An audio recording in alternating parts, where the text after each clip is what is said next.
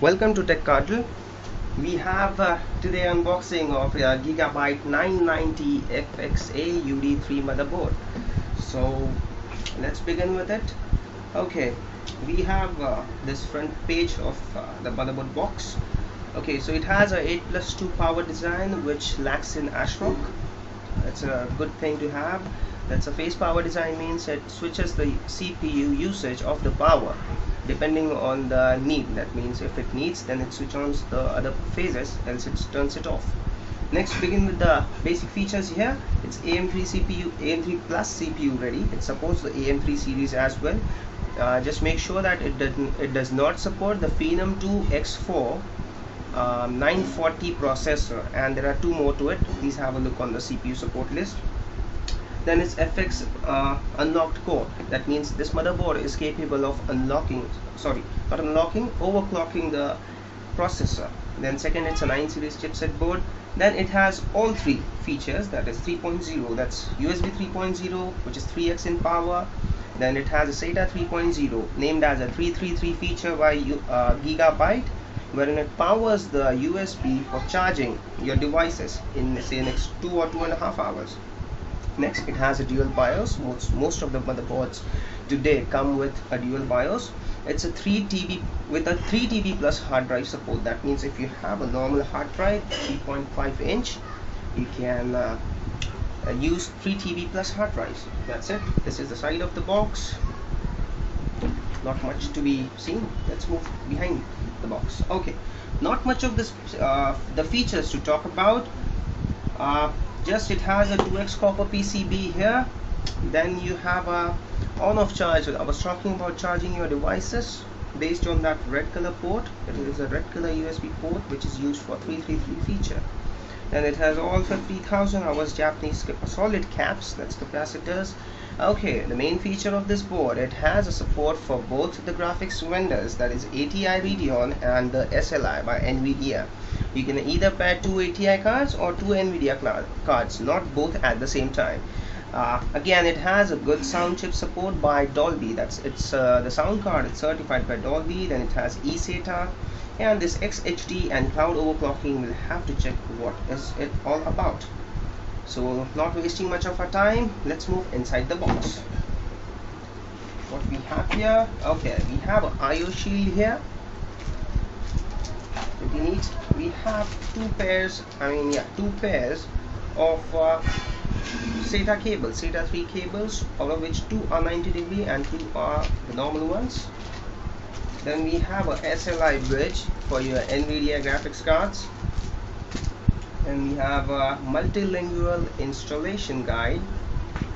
Not much of needs in today's date. Then we have a manual for that, a pretty good comprehensive manual rather. Then we have a driver disk. Okay, and then we have a Gigabyte badge and a digital Dolby home theater badge. That's it in the box. There is the motherboard. Let's see what's in it.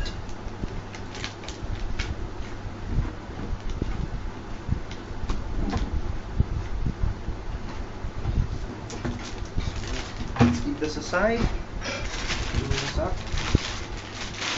Okay, we have a good looking black colored PCB for this board. Okay, now talking about the board, it has a 8-pin, that is 6+2 pin power connector for the processor and the bridge. Then it has a VRM 8+2 phase power design for the processor I spoke about earlier. Then it has a 4-pin CPU fan connector here.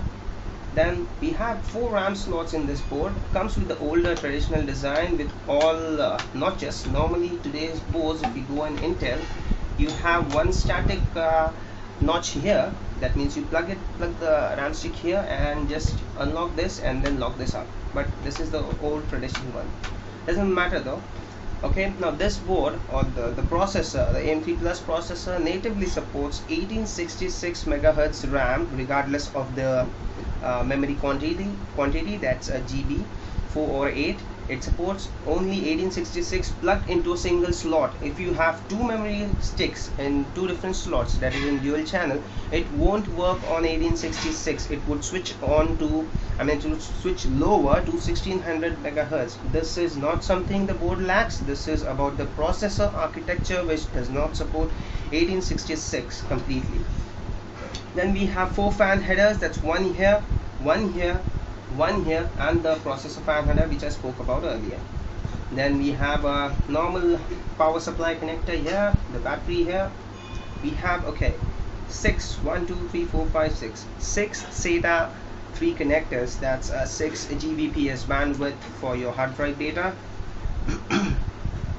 Then we have a DualBIOS chip here, which means that you can, if one BIOS fails or gets corrupted, you can easily switch on to the second one. Then we have the power connectors here. Then we have front panel USB 2.0 and front panel USB 3.0 here. That's it on the board. Rest all are the basic audio COM port connectors and the stuff. Now coming to the main part, why are we spending so much on this board, or the 990 FXA?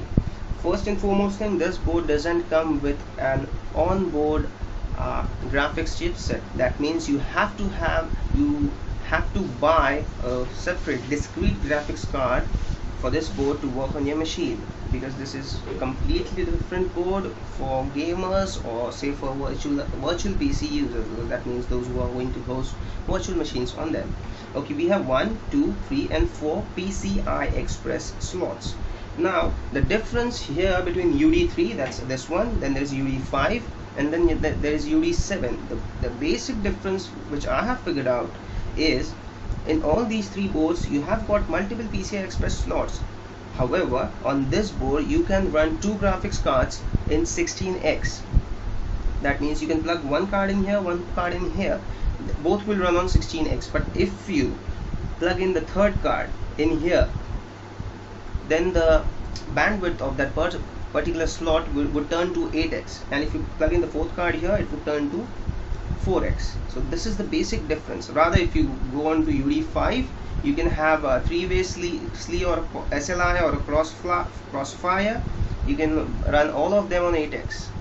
This is the basic difference which we have in this board and in the UD5 and UD7. Similarly, the UD7 increases the board capability of running the graphics card on 16x to 1 or 2 slots more. Turning at the back of the board, that is the rear shield of the board. These are the USB charging ports. So we talked about the feature of immediate charging, or the 333 charging. This is the gaming port for your mouse and the keyboard. These are the 1, 2, 3, 4, 5, 6 USB 2.0 ports, 2 USB 3.0 ports, 1 RJ45, 1 complete sound card for your say 5.1 or 7.1 configuration. Then you have a eSATA and some ports which normally we don't use, Firewire and the optical port. That's it. That is much about the board. These are the basic things what you need to buy. I would suggest this board for a mid-range gamer. Comes at around 10,000 to 11,000 K in India if purchased online. Thank you for